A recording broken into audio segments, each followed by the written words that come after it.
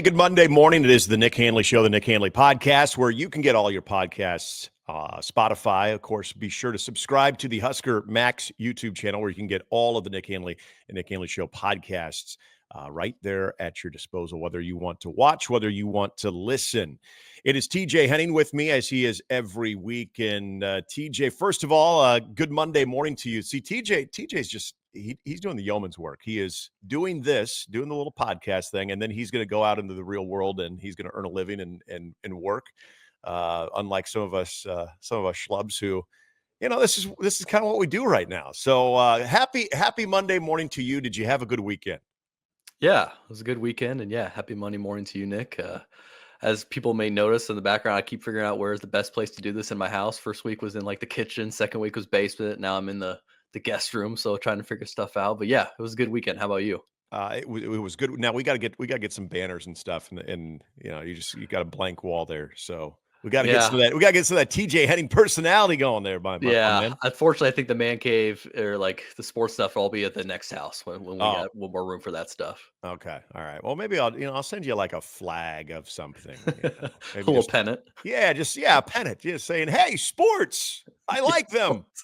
That'd be good. No, weekend was good. As you know, I'm now 1 year closer to 50, which is kind of crazy too. 46 now was yesterday. So, but my wife and my son did a fantastic job of letting me do nothing yesterday. Only the things I wanted to do. So it was a good day. And then I began the day, TJ, doing something that probably wasn't the best thing to do if you're trying to celebrate something. That was watch Nebraska at Purdue on the hardwood. Yeah. That was bad. That was very reminiscent to when we saw Nebraska go out to the Breslin Center and take on Michigan State. That was it tells you right now, and I don't want this result to deter what we talked about a week ago of, do we rethink the expectations for Nebraska hoops? Were we maybe mismanaging them? Not mismanaging them, but misreading them? Were we underestimating them going into the season? I still think there is a lot of value with this team, but it goes to show you, just like the Michigan State game and yesterday in the Purdue game. We'll get to the Iowa game in a moment, because you and I talked about this last week. That was going to be another telltale moment about this team and a telltale sign of, had they learned from last year's sins. There are just certain matchups that are going to be extremely problematic for Nebraska. And the thing that we like, at least I like, about this team is their ability at times to lock down defensively, to really muddy up the game and essentially get a team to play in the mud with them. I think that's where they want to be. But when they're constantly chasing that extra pass, teams are having the success like we saw Iowa and Purdue have, shooting the three. And not because all of a sudden a team just got basically hot and there's nothing you can do about it. The contested, the closeouts were all there. That's going to happen in basketball. Unfortunately, in my observation yesterday, that wasn't the case. Nebraska continued to look one step behind of what Purdue was trying to do in their perimeter game and getting the shots that they were getting. And so one could say one of the things that Nebraska does extremely well defensively was a major problem yesterday, and really was a major problem that second half against Iowa as well. Yeah, so a lot of thoughts about that game yesterday. I was surprised how bad it got. That was surprising. Was I surprised they lost? Not at all. Mm-hmm. The one arena Nebraska has yet to win when playing in the Big Ten. Now I believe they're 0-9. Only once has Nebraska kept it within single digits at Mackey Arena, and that was the team, Tim Miles' team that went to the NCAA tournament with Taran Petaway, Walter Pitchford. But otherwise, all the scores are double digits, and they get pretty ugly. It doesn't matter if it was Doc Sadler, Tim Miles, or Fred Hoiberg. Doesn't matter the players. Like, it just keeps happening. I wish it would be different, but that's 26 games in a row they've won at Mackey Arena. Mm-hmm. So they've got quite the good home court advantage, just like Nebraska does at PBA. So losing there is not a big deal, but losing in the fashion that they did, like yesterday, like even worse than they did at Michigan State, that's a little worrisome. Again, 2-3 on the road, 0-3 on the road in conference play. Feeling like you should have had the Iowa game, as we'll get into. yeah, I saw a lot of people yesterday wondering about the defensive strategy, and like, do they need to switch things up? And I'm not going to overreact to that yet. This is just the first time all year they've lost 2 in a row, right? And I know last year a lot of people freaked out after the Creighton and Minnesota back-to-back losses, and I did. yeah, I was you like, did. what are we doing here? I And admit I it. was just like, "Oh, let's stay the course." Like, a lot of season left, and they had that double-digit lead in Minnesota and blew it, and similar thing to Iowa.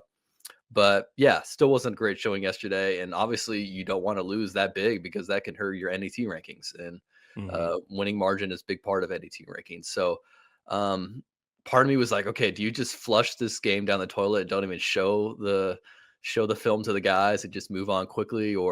But I think it got so bad that they need to definitely dive into it and look at things. And Yeah. yeah, is the 3-point defense. So that was kind of a kryptonite for them last year. I remember tweeting out Mark Torvik's stats last year, and like that was one thing that was kind of in the red for the Nebraska basketball's 3-point defense. And again, this year, that is the issue. I mean, what they gave up 19 threes yesterday, a school record. They gave up, I can't remember if it was 15 or 16 against Iowa, maybe it was 17. So that is pretty bad. And is it all of a sudden, is it really bad defense, or is it the other team hit shots? Is it a combo of both? I think if this happens again against Rutgers, who isn't as good as a 3-point shooting team, then it might be time to start looking to shake things up. But I think right now, just because you set that defense for multiple years now, you stay with it unless things just get drastically worse, Nick.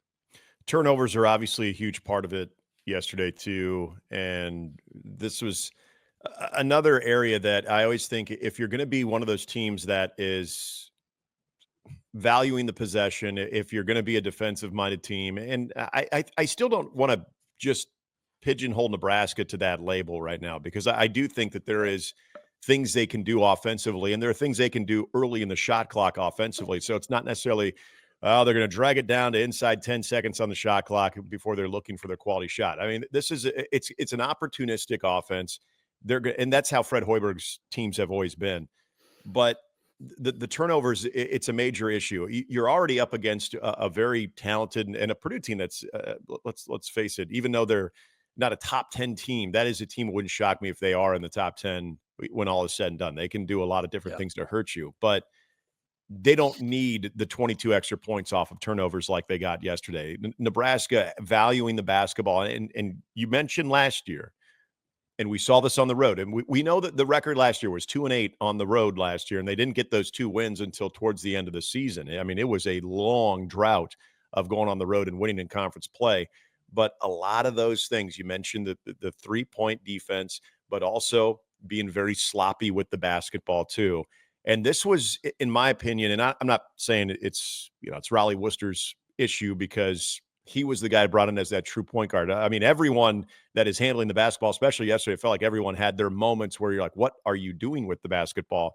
That it almost seems like as their defense is kind of failing and Nebraska feels like all of a sudden they need that 6-point possession or that 7-point possession, which, as you and I know, in basketball, that doesn't exist, that all of a sudden things speed up for them. So that carries over to their offense. That carries over into what they're trying to do functionality offensively, and they get sloppy with the basketball, making bad decisions. So I think the root of this is still when they are defending at a high level, when they're able to close out, when they're able to contest shots and get those extra possessions, get the rebounds. If you watch it, they're a lot more clean with the basketball on the offensive side of it too. It just seems like all of this kind of leads to a team that plays a little bit more erratic at times. Yeah, and last year's team didn't have a true point guard, right? And this year's team has 2 true point guards, and Raleigh Worcester and Aaron Eulis. Yet, I agree with you. The turnovers has been a major issue lately, even against. Well, UCLA was a great defense, so that made sense that they would have more turnovers. And obviously, Purdue at home is a beast in itself. But yeah, the last few games, the turnovers, there's been more turnovers than assists, team assist total. And you would think, okay, now that they have 2 true point guards, that wouldn't be the case. Where last year, they didn't.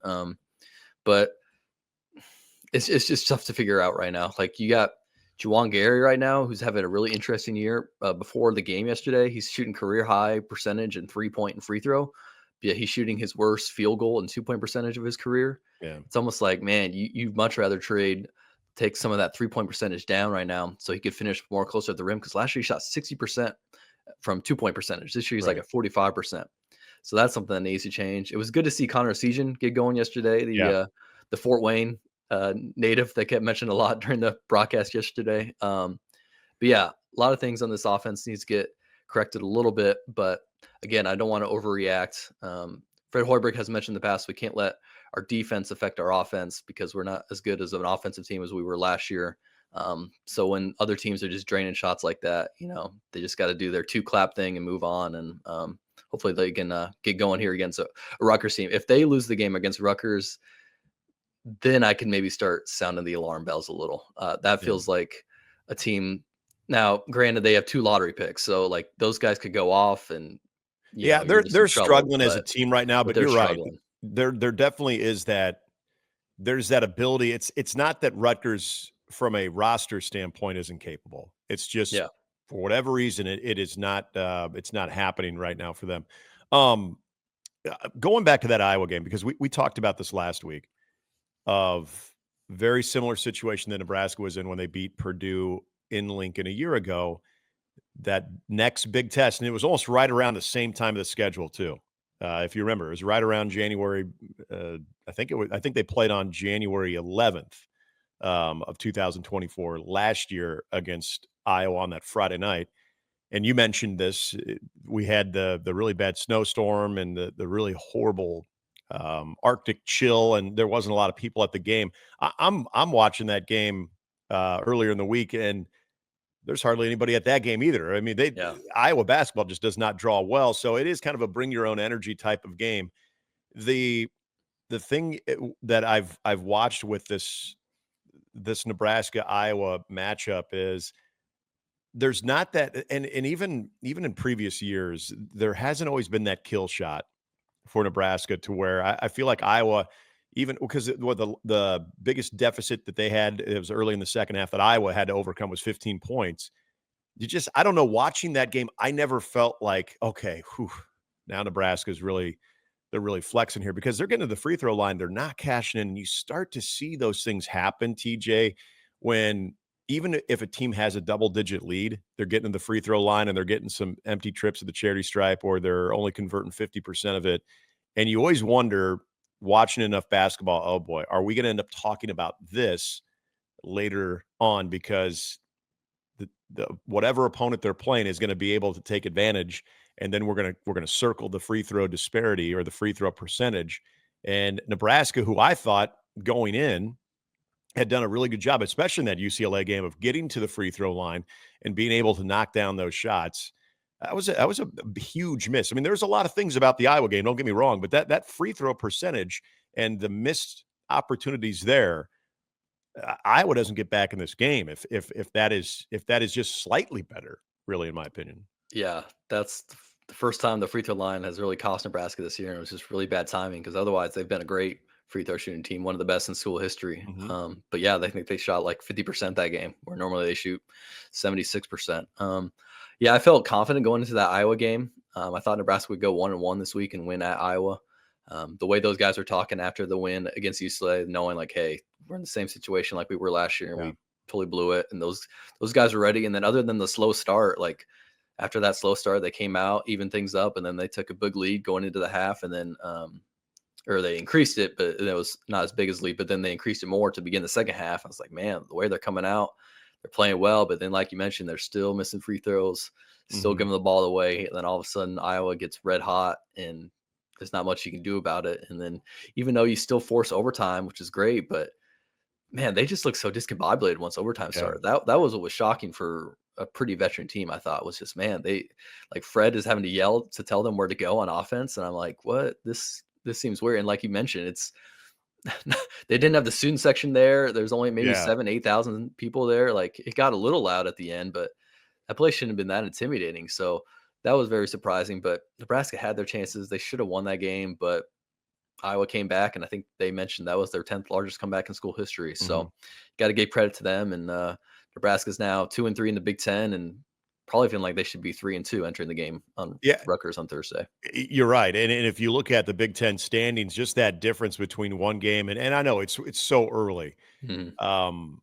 that part of it is interesting from the standpoint of there are a lot of teams that have similar records like Nebraska of 12-4, but are sitting there either at 3-2 or 2-3 in the Big Ten. It was kind of similar to how football was shaken out when you had, the Oregons and the Ohio States, but then you had this huge log jam in the middle of the conference. You're seeing that right now with the new additions too to the Big Ten when it comes to the basketball product. And there's a good log jam in between the 3-2 and 2-3 teams. That's why that one hurts, because you feel like if you're just even one game above 500, and mind you, 5 games in the Big Ten conference, I understand that, but it where it puts you more on the upper tier of the Big Ten as opposed to that very log jammed middle portion, or even getting very alarmingly close to the bottom tier, which if Nebraska can avoid, I think they're in great shape. And so this goes back to a lot of similarities as we've been talking about here for the last 20 minutes. A lot of similarities to a year ago when it came to Nebraska. Now, I think that there's good news when it does come to, if we're seeing a lot of similarities to a year ago. And I would say you hinted to this, and this is going to be a big part of it. And I don't care that it's at home, because Nebraska needs to be at home because that's where they play their best basketball. But the resiliency that these Fred Hoiberg teams have shown in the last couple of years, where they haven't gone on this prolonged losing streak, or even this overall funk that they can't seem to shake out of it. If it's more than a game, it's generally more dictated because the opponent was just a tough matchup, not because Nebraska had 2 major misses, like a similar situation that they had Iowa. It wasn't like they repeated that. It wasn't like this Purdue team was Iowa. Purdue is a team that they're going to do a lot of good things, and you got to play as good a basketball as you're going to play.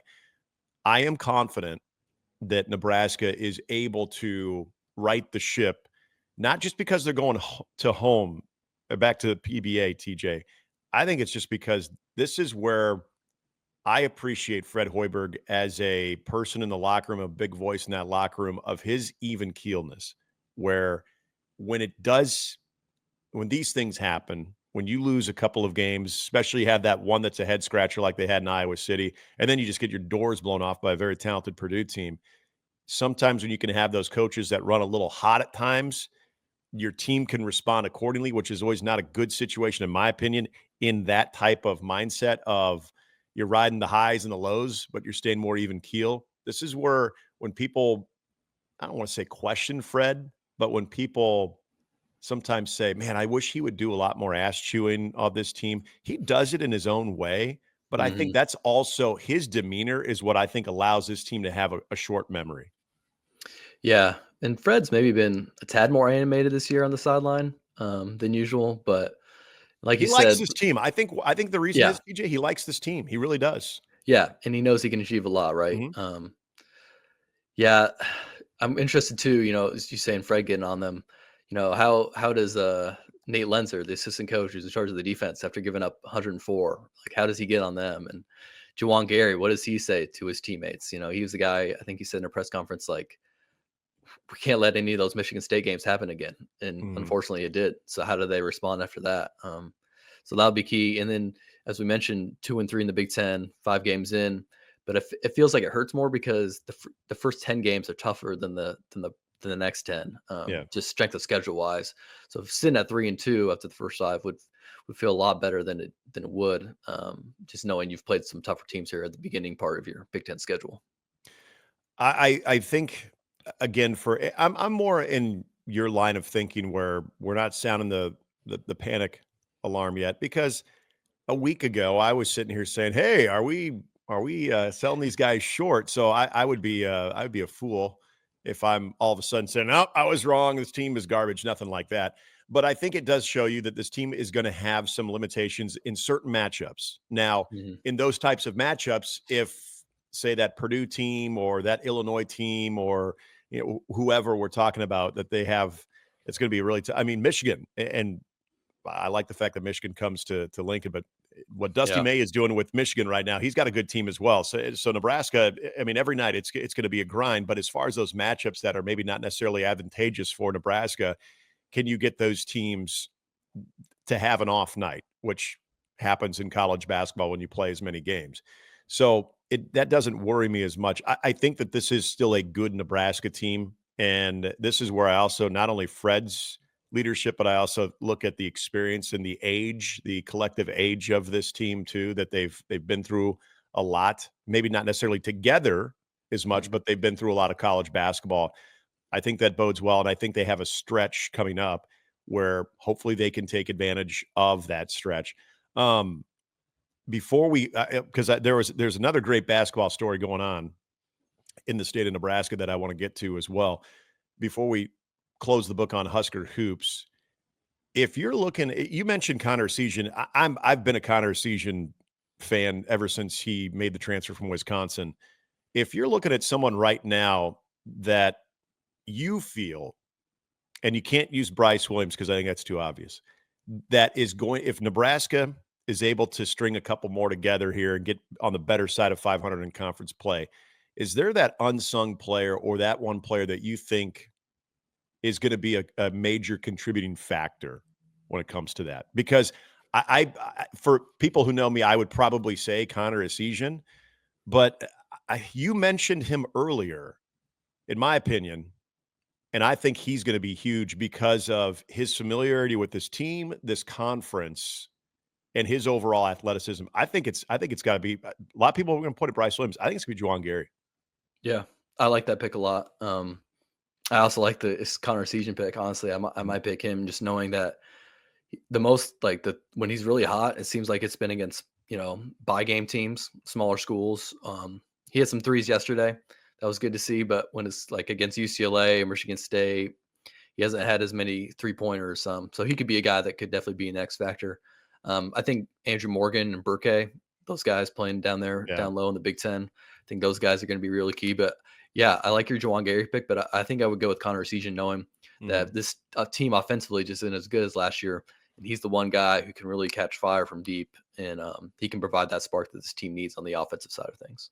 See, I couldn't say Connor Essegian because everyone should say that's a homer pick. They're like, well, of course you're going to take Connor Essegian because you've been riding his stock all year. But and I think you and I can both agree both of those guys are major contributing factors. But obviously Bryce Williams is he's key because we know he has that level. That's the beauty about him is we know he's got second that or level. third team. Yes, you got a chance to go into Omaha on Saturday and watch what is slowly becoming boots on the ground.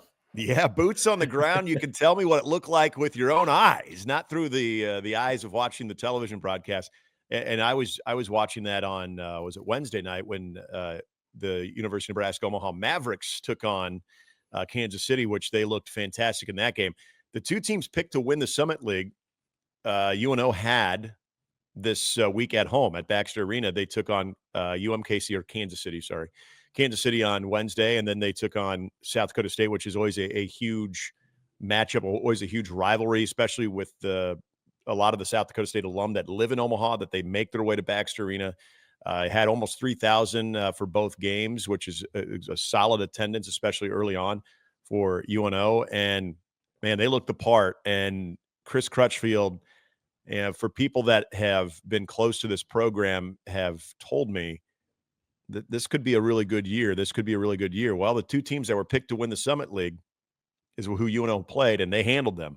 And other than, well, you saw on Saturday, other than a hot start by South Dakota State, boy, in the blink of an eye, Omaha all of a sudden has the lead, and they never let it go. Yeah, man, what a start to the season for Crutch and the boys. Starting 2-0 on the road, beating both North Dakota schools, and then coming home. And as you mentioned, Wednesday, their first ever nationally televised game, CBS Sports Network. They show out. They beat the preseason favorite UMKC. And then, I went to the game Saturday, and things did not start well. They're down 11-2, and I was like, oh, boy, I've seen this happen before between Omaha and South Dakota State. But then thank God there's not a Mike Dom in the house, though, too. That always helps. Or right. Zeke Mayo. Yeah. Oh, man, I was at that game in 18-19 when Mitch Hahn hit that game winner. Yeah, that was awesome. But yeah, down 11-2, and then Markel Sutton hits a shot clock buzzer beater to get it to 11-4, and then he goes on another, tear, getting it to 11-9. Then things kind of even out after that, and then UNO just starts to pull away in the end of the first half, and then continues that to begin the second half. And then kind of like the Nebraska-Iowa game, here comes South Dakota State, and UNO's trying to having to hold on a little bit, but then they're able to prevent that comeback. And just a really impressive showing by that team. I thought the backup big man Joshua Strite, he played great. Lance Waddles is a bucket coming off the bench, man. Like, holy cow, can that guy fill it up? I mean, he had that game against North Dakota State where 5 straight possessions, 5 straight threes. Yeah. That is incredible. JJ White, ever since they brought him back into the starting lineup, I think they're 7-2, 6-2, something like that. And then, yeah, your big man, your guy should probably be first team All Summit League. Markel Sutton was just everywhere, doing everything. Definitely outplayed South Dakota State's best player, Oscar Clough, who I thought I would be more impressed with, but honestly, I was more impressed with their guards, who were all just freshmen or sophomores. And I was like, dang, like those guys are going to be a problem the next few years, and unless they transfer. But they all seem undersized to me, so I could see them sticking around. But those guys were very impressive. But yeah, what a performance for UNO, 4-0. They got the one game just this week at Denver, but can't wait for that matchup against St. Thomas in a week and a half at home. That could decide who's first place in the league.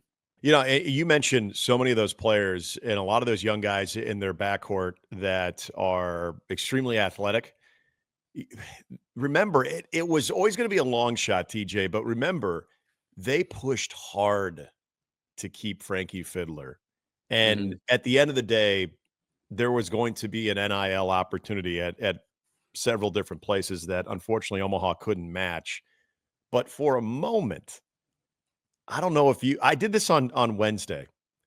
For a moment, you watch this team and you think, gosh, they're good. What would they look like with Frankie in there too? I know. With all those complementary pieces. And that's not to say that, well, before when Frankie was there was just a bunch of bums around them. I mean, Markel Sutton, has been there too.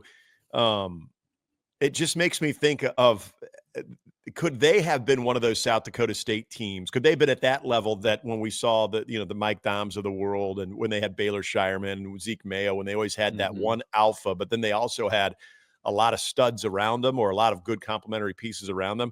I found myself watching that game against Kansas City, and I'm thinking, if Fiddler's there, is he essentially the Mike Dom of Omaha? And you have all of those great pieces that this would almost, I don't want to say a cakewalk, but this would be Omaha just taking the Summit League by storm. Now, obviously, they don't have Frankie Fiddler, but and it's a team that still right now is undefeated. That looks, right now in the driver's seat.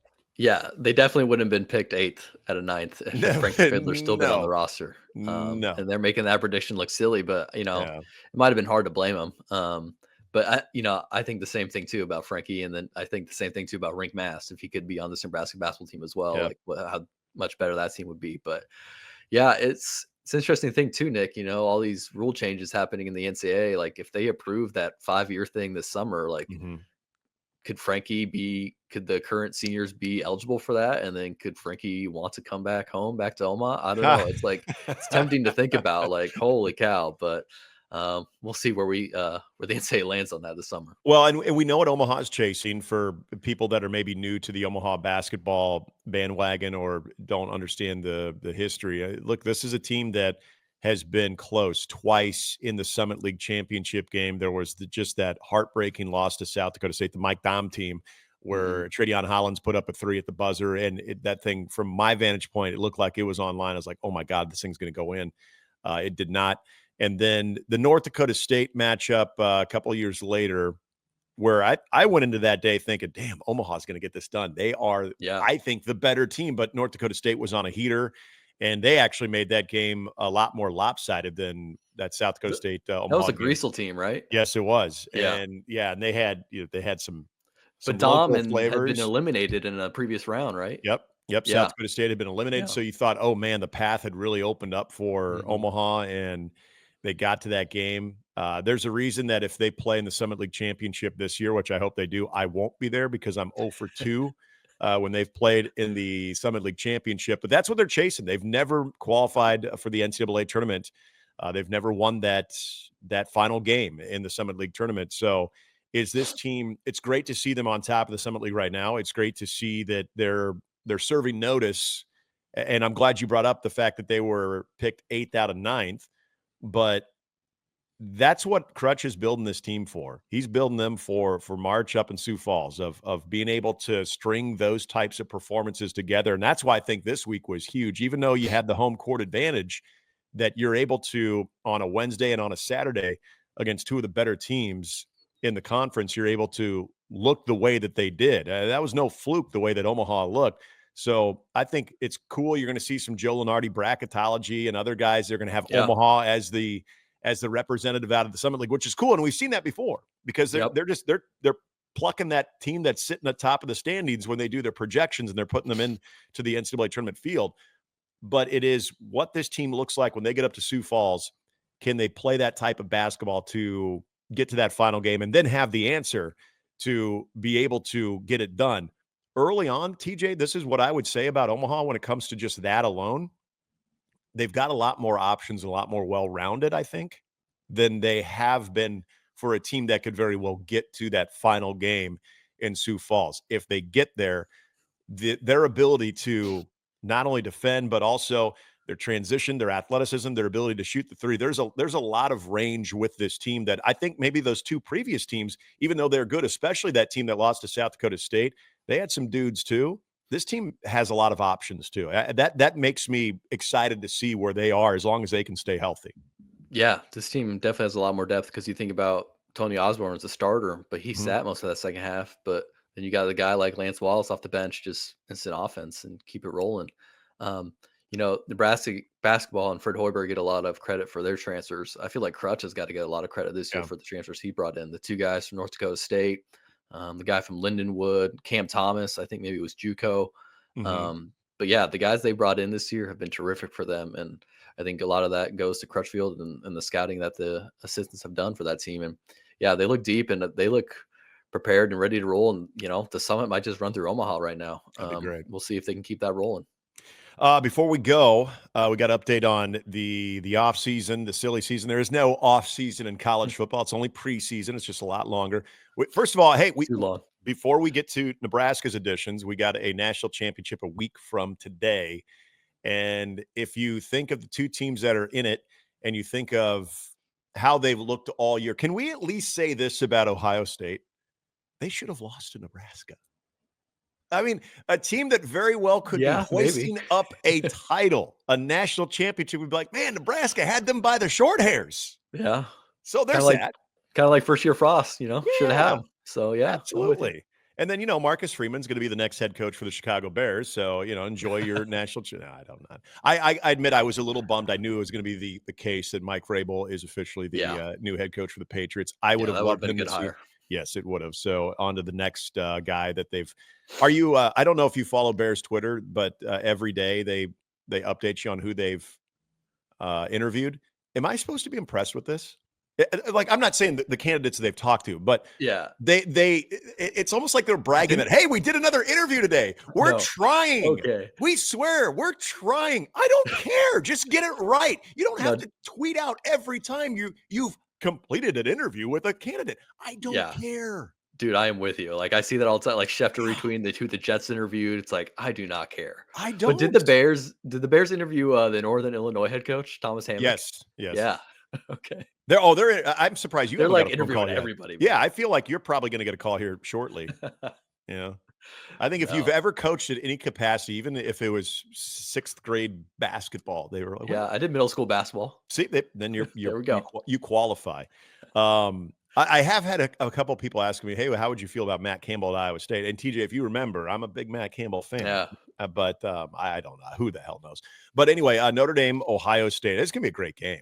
I don't think there's any question that this is going to be a good one. We're going to talk about it this weekend. We'll do more in depth there of Ohio State and Notre Dame. But I want to, before we get to Nebraska and their additions, the college football playoff to this point, is it what you expected? Is it less than you expected, or has it over-delivered, in your opinion? I don't know. Maybe under-delivered, but when you think about it too, like you could think back to previous college football games, and there's been a lot of blowouts. And we saw with the NFL this weekend, not a lot of close games either. except for last night. Thankfully that Commanders Buccaneers game was a 1-score game. Again, I'm sorry, I don't mean to interrupt you, and don't bring up the Bears again, but The anytime I doink. see I see a ball off the upright, and I think of Chicago in 2018, the double doink. Like, why couldn't they? Okay, anyway. Yeah, I know. A I'm sure doink that was that good goes for in, you. a successful doink. Good Yeah, job, successful doink. Washington. Congratulations. But the last 2 college football games, those delivered. Those were awesome. Yeah. Those were close games. I still can't believe Texas didn't try to run the ball again. Like, just you got denied once, big deal. Try it Yeah. once or even twice more. You got 4 downs. And I But like Sark. I do. yeah, It's hard to appreciate when Texas is doing anything good, but I like Steve Sarkisian. I like that fit. I like that pairing there. They're going to be a handful for years to come. yeah, but I think just kind of overthought a little bit and just Mhm. try another run. You got good running backs. Let's see if Yeah. they can get in there. But Ohio State made the play. But yeah, the last 2 games are really good. And yeah, Notre Dame, Ohio State, a week from today. Yeah. Yeah. So we'll check it out. My biggest takeaway, and I feel like it's unfair to what was going on with Indiana after they lost to Notre Dame, is, well, they never belonged in there. They shouldn't have been in there. And I understand their schedule wasn't as challenging as some of the other teams that are in there. But let's not forget what happened to the majority of those other teams that lost in the first round too. They all got blown out too. So are we saying, Clemson shouldn't have been in there? SMU shouldn't have been in there too? I wasn't overly shocked by that. This is essentially what I thought it would be, TJ. As we've gotten into the quarters and the semis, things have tightened up. The matchups have looked a lot better. I would say the Arizona State Texas, if we're talking about earlier rounds, was a fantastic game. Yeah. Arizona State almost coming back and getting that done. But I think a lot of things were going to be more lopsided early on. But as we get down to the nitty gritty, it's gotten tighter, and the games and the competition has looked more 4-quarter-esque, which is good. I do think that this national championship game has a chance to be amazing. I still, and if I was putting money on it right now, I would say I think Ohio State should be the favorite, which I think is crazy considering the way that they played. I still have just images of the way that they played in Nebraska in the horseshoe. So Yeah, I mean, the 9.5 line seems a little high right now. Like, I would definitely take Notre Dame in the points if I the were to points, play that game, but we obviously know that the talent Ohio State has. But back to your other point, just of the college football playoffs, like, I did love seeing the atmosphere of the home games, yeah, and I hope that going forward, the first 2 rounds will be home games. I think that would be great, and then the semifinals, finals can be neutral sites. But that was one cool aspect of seeing those packed stadiums, like especially yeah. ones in the cold and in the north, and just they're still showing out. That was awesome.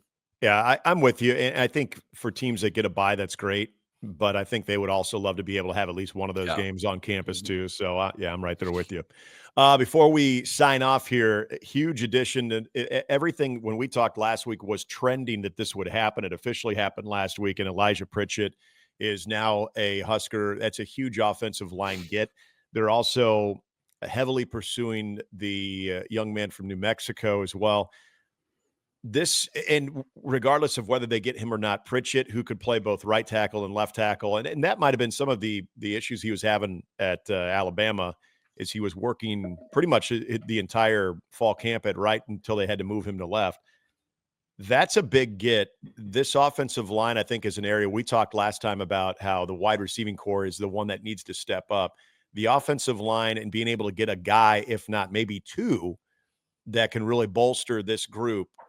It's exciting. It's something that I look at that position in particular, and you think about it. Bryce Benhart had a very good 2023, but really, other than that, the tackle position, whether we're talking left or right tackle, TJ has yielded very little results. And you think about the importance of number 15 and what they're trying to do too, but also being able to establish the run, getting that across the finish line. I know there's been a lot of great additions. Those wide receivers that Nebraska has picked up are huge. This might turn out to be one of the biggest additions, if not the biggest addition, in my opinion, for this transfer portal haul for Nebraska. Yeah, we talked like last week. We want preferably guys out of the portal that you've seen production from, and this guy is the opposite of Jacob Hood, right? Who's just a backup at the SEC school. This guy, Right. 12-game starter in the SEC. Obviously a great run blocker, but sounds like maybe could use some work in the pass pro. But Maybe that has to do with the quarterback who's got a lot of happy feedback there. But definitely seems like a big get. And Nick, don't you just want to know, like, this is like NFL light, right? Can't we just let us know how much these guys are making NIL wise? Like, I just want to know the number. Like, I don't see like, a public university. Why can't they announce that stuff? I think this is what I am taking away from this entire off season or this entire transfer portal period this time around for Matt Rule. They're not messing around. No. They understand it. They can be that middle tier Big Ten team. They can win 7, maybe even 8 games. But if they are going to not put a cap on their ceiling, and they've got the collective like 1890 to do it, they're playing big boy ball when it comes to the transfer portal. And you and I both know sometimes when you put all that money out, you don't always get that return on investment. Yeah. But in order to figure that out, unfortunately, you got to play the game. And Nebraska and Matt Rule have identified, hey, there's areas, let's go and get them. Let's throw a very competitive offer their way, and let's improve this overall talent roster. Or roster talent. Let's make sure that if we're losing to Ohio State, if we're losing to Michigan or Oregon, it's not because, boy, you can see the talent disparity there. And because I think Matt Rule feels like if he can get the talent there, they can coach him up. Yeah. They can have him in that system. I know everyone's like, well, you want to get the mid-level talent and be able to develop them into major talent. College football does not allow you that type of time to do that. People aren't as patient as they once were. You need to have those guys playing right now, at least in some areas of need. And I think he's definitely, and this staff is definitely addressing that with a lot of competitive NIL opportunities for those players. Yeah. And if a guy's starting 12 games in the SEC, you better believe he's going to be starting game 1 and be ready to go and deliver for this football team. I just think it would be fun to know the numbers because then it gives us more topics to talk about. Like, did we overpay, underpay, or properly paid? Yep. So we'll see. Well, if it goes in-house, TJ, someday, which it looks like it is, you might just get your wish there. My man, have a great day at work. All right. You too, Nick. Appreciate thanks. No, I get it. Have a great day. Thank you. We'll talk to you this weekend as we'll be talking about a college football national championship, and we'll be talking more Husker hoops as well, and whatever else in between takes place. Again, you can always check out the Nick Handley Show on the Husker Max YouTube channel. Be sure to follow me on Twitter at Nick Handley, OMA, and check out the podcast wherever you get your podcasts, including Spotify. For TJ, I'm Nick. It's the Nick Handley Podcast. Appreciate you tuning in. Until next time, have a great rest of your week.